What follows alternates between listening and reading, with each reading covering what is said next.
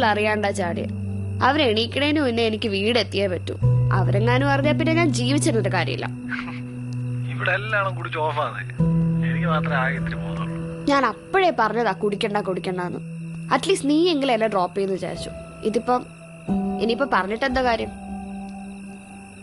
എടാ, അവിടെ ഒരു വട്ട് പെണ്ണ് രാത്രി ഒറ്റക്കിടന്ന് ഡാൻസ് ഒക്കെ കളിച്ചോണ്ടിരിക്കുന്നു.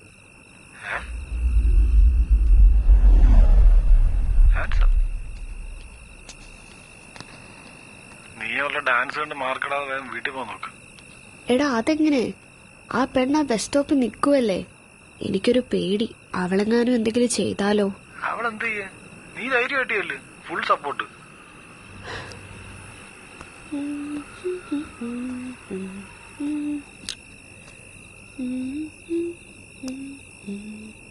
അയ്യോ ബാബേ, എന്തോ